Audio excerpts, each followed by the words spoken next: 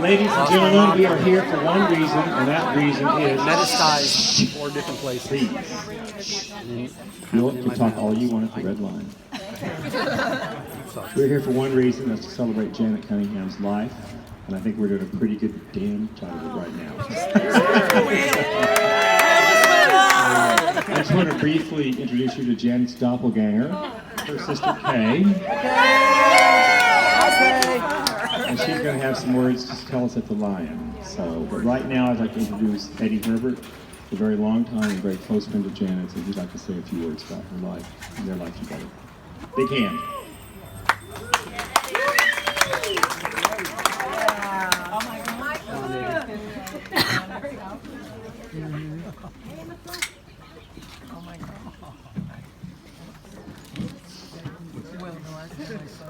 This is going to be tough.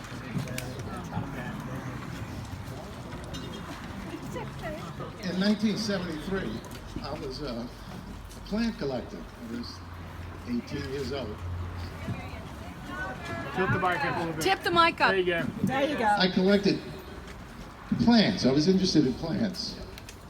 And my friend and I, we found this crazy hippie couple that had this place called Cadillac Nursery on Dauphine Street, right off of Elysian Fields.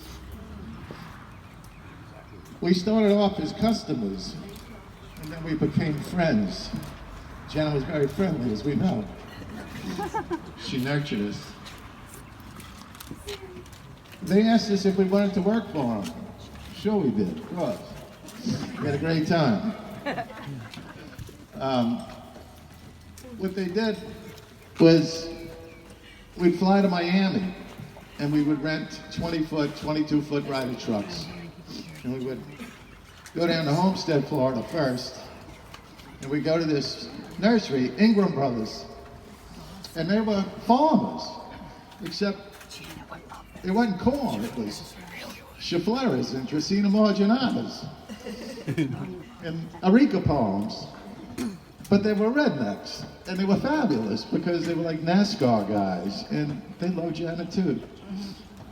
Janet was married to this guy, Terry Baker, who was like Tarzan, bare-chested, in white navy bell-bottom pants with a pith helmet on. He called Janet Sugar. Where you at, Sugar? Sugar, I'm hungry. Sugar, where the clippers? Sugar, how much is this? Sugar, where's that? God damn it, Sugar. My friend Conway, he was the other slave, victim, like me.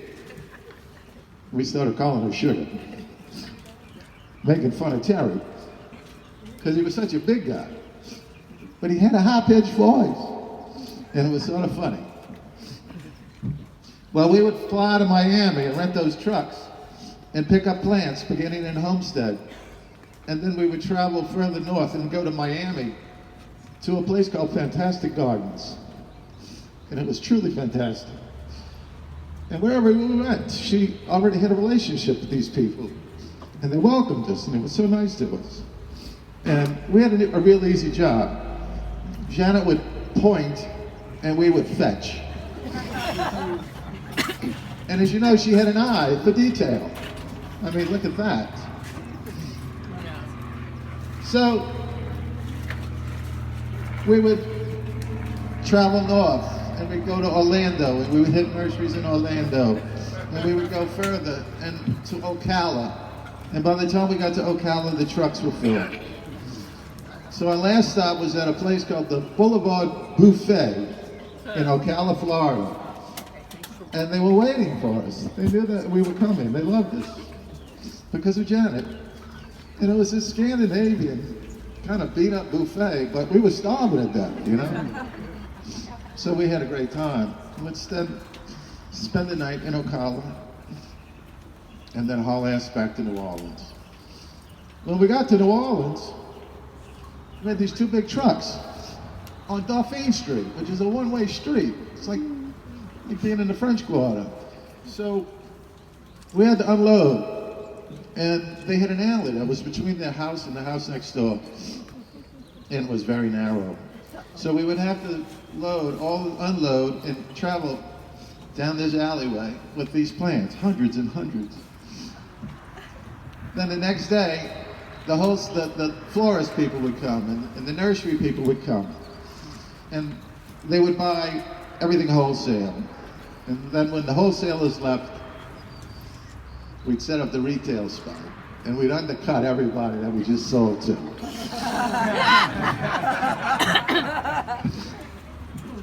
And we landscape stuff.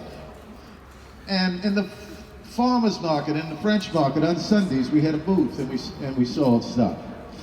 And as you can see, Janet liked crazy people, and she loved fags, okay? And I mean that in a good way. It's an advantage growing up in New Orleans. We're already used to everything, you know? Everybody lives there. They go there. So, as we're driving back and forth and selling stuff, we also would like to have food trucks today. Janet and I would get a truck, a panel truck, and it would be a plant truck. And we would go to florists, and we would go all kinds of places. And one day we were coming out of a florist, and I saw a friend of mine going into a hairstylist to get his hair cut. And I went to tell him hello, and the fags who were cutting the hair there saw us with the plants, and we started selling to the beauty parlors too. We had so much fun. So Janet got pregnant with Bo, and we continued to work during her pregnancy. And she had Bo on the dining room table upstairs on Dauphine Street. And we would take Bo as a baby on these trips with us. And he'd ride in the truck with us, and we'd put him on the dinner table and put a napkin over him when he fell asleep. Then Terry and Janet split up. Terry was a rough guy. Janet moved out. She moved uptown on Magazine Street. There was a fella that owned the house, and Janet said he was the greatest guy in the world to marry because he was a merchant marine. So he would be gone for like 8 months of the year and come back and be very happy to see you with gifts from Singapore and the Arabian Peninsula. And then he would leave in a few months. She said that would be the greatest husband in the world. So she moved to Magazine Street across from St. Vincent's de Paul, which is like Goodwill. So she all he had to do was go across the street, and the whole place was furnished for about $150, you know. I helped her paint the whole place. I helped her paint this place. And, you know, it's not Navajo white with her.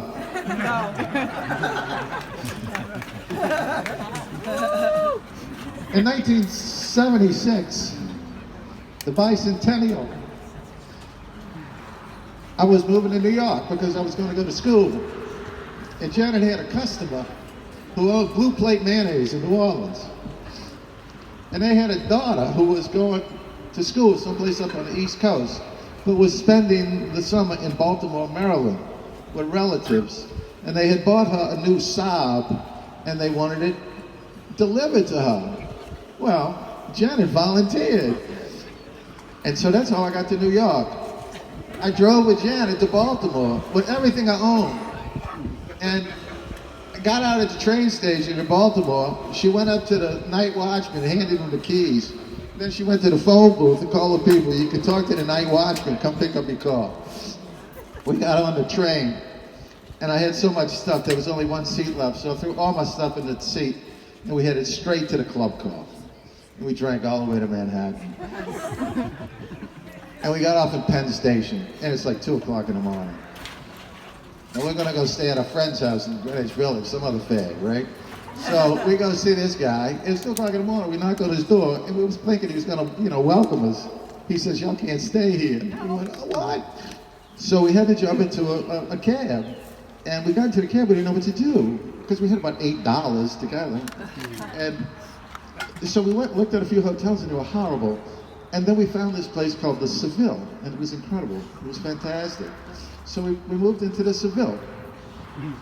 And it really was nice. It had chandeliers and high ceilings and stuff. It was a place that Janet would live in, you know? And you had to go down the hall to the bathroom, but we don't care. So, like, we had $8. And so we ate, like, tangerines, and we went to the museums.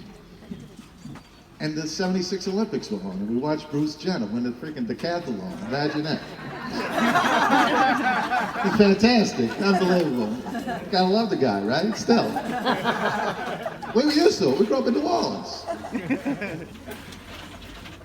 So we're in the Museum of Modern Art, and we're finished looking around. We had enough money to go down into the cafe and split an egg salad sandwich and a glass of water. And there were two cute gals over here, and so of course Janet starts talking to them. Where y'all from? Oh, we're from New York. Oh, no shit, we're from New Orleans. Where do y'all go at night? Oh, they told us a couple of clubs to go to. So we went back to the Seville, ate some more nectarines, took a shower, got into a cab, and told them to take to this address. We go to the address, and there's a red velvet rope, and there's 6,000 people waiting in line, and we say, we don't wait in lines. So we told the cab driver, keep going, keep going. Do you know any good place? We were feeling lucky with the cab driver. The first one brought us to the freaking Seville, you know? So the cab driver takes us down to Chambers Street, takes a right, and he says, this is the place. It looked like that. We walked inside, and it was the most fantastic nightclub you've ever been to in your whole life. It was called the Lower Manhattan Ocean Club.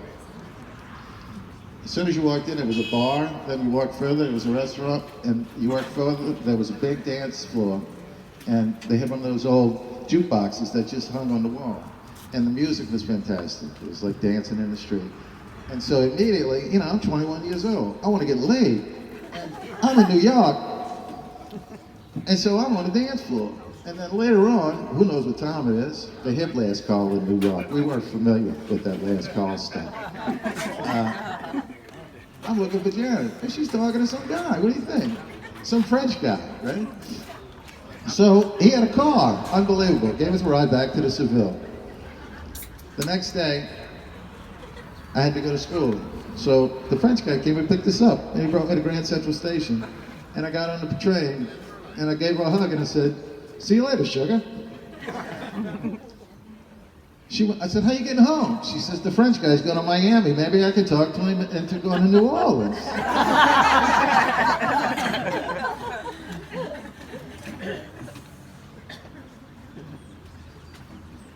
So, I would occasionally go back to New Orleans to visit my family and stuff and find Janet and have fun. And after school, I moved to Manhattan and stayed there for a while. And every now and then we'd go home and find Janet and have fun. And eventually, I got a job as a consultant in Los Angeles in 1985. And I came out here and I was in a hotel and my job was done and I didn't have anything to do. And I said, I don't know anybody here. But wait, I think Sugar still might be here. So I picked up the phone book and I looked inside the phone book. Janet Cunningham, Hollywood Boulevard. Bingo! I called her up. She answered the phone. I said, Janet? She says, yes. I said, where you at, Sugar? She said, darling, what you doing? I said, I'm in Los Angeles. She says, well, can we do something? I said, sure. She says, meet me at the Cock and Bull at 7 o'clock. I said, the Cock and Bull, what is that? She says, get in any cab in there, tell the cab driver that's where you want to go. So I went. And I walked inside, it was like an English pub. And on the corner of Doheny and Sunset Boulevard. And I'm looking around, I hadn't seen her in a bunch of years, and you know how you're insecure, you don't think that you're going to recognize them, right? So I don't see her, I have another drink, and I don't see her, so then I got to go to the bathroom. So then I come back from the bathroom, and there's about 4 guys over there talking to somebody. So I go look in the middle, who is it? Janet, surrounded by 4 guys. No kidding. So she says, let's go, darling, let's go out. So we jumped into a cab and we went to a gallery. And that's where I met Jane. Jane had a boyfriend named Gary who was an artist, and he had a 1957 Ford Fairlane. That was the coolest thing in the world. We toured around Los Angeles for the whole night in that car, having a great time.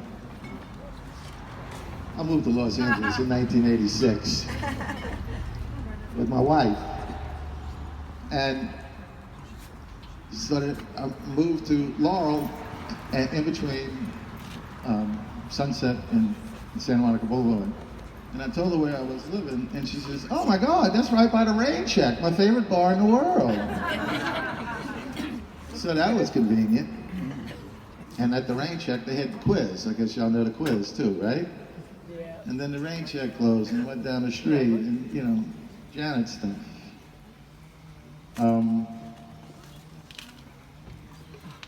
She had the casting agency at the time. And she was living on Hollywood Boulevard, and it was such a cool place because it was a suite upstairs. It was hidden. She never locked the doors. They were always open. And she lived in one of the suites, and her office was in the other. And she had booths, like it was a fucking restaurant or something. It was great. We'd hang out. We'd hang out, you know, in booths. And then I got a phone call from a fella that I was wrong.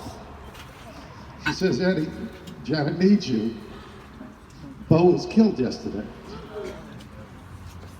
So I ran over there and I spent the day with them. And it was horrible. But somehow, she could wake up in the morning. And she continued to work with wonderful people like y'all. And get them jobs, nurturing us, feeding us. She called me up one time. "I'll do anything for Janet." "Darling, you gotta do me a favor." "Sure, she'll get anything." "What?" "You gotta go on an audition for me." "Oh, sugar, call a fucking actor.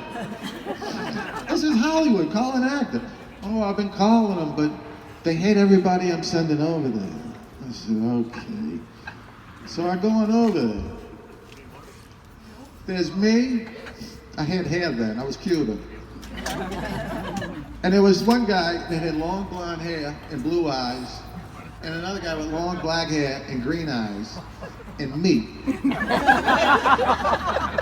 I said, "She's gonna get fucking fired, man."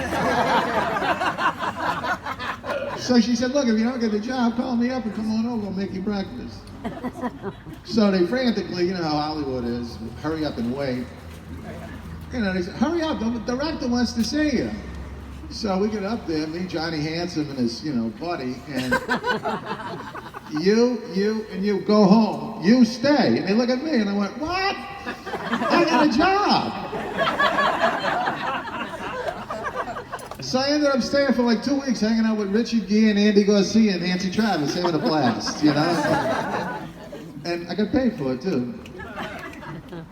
One time Janet called me. I had a friend of mine who's dead too, who was a big radio guy here in town.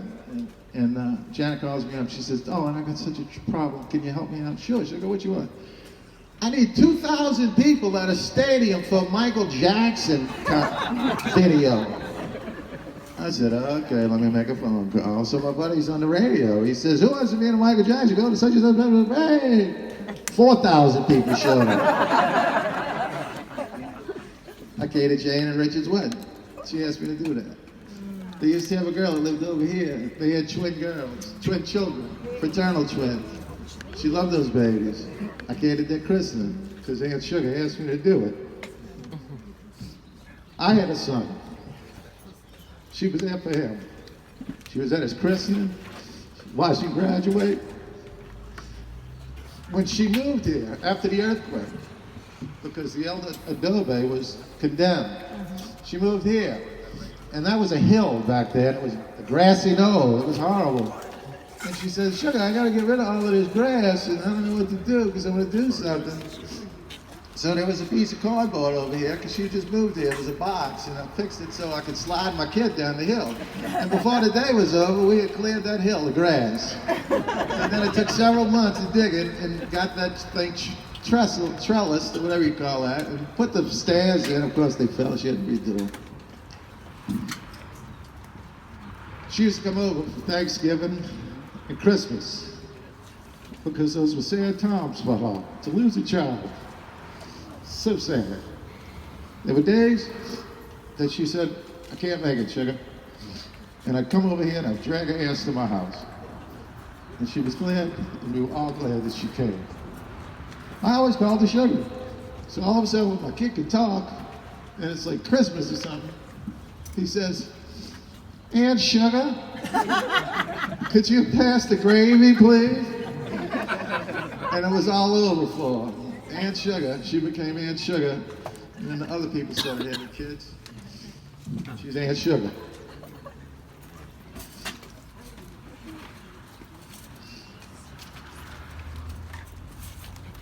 Janet Cunningham is the most beautiful, wonderful human being who touched and changed the lives of whomever she befriended.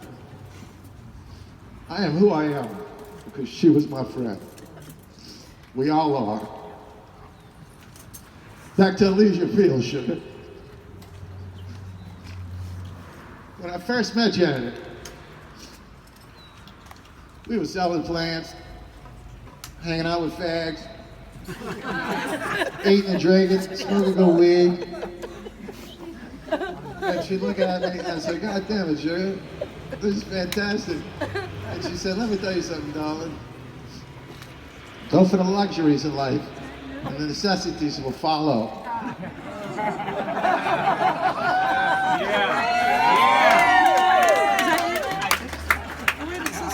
Janet, you were a luxury in our lives, and it helped us with many of our necessities. We love you. Sure looks like you. And always will. Thank you, Eddie. For all you punk rockers, I like jazz. She gave me this when I turned 21.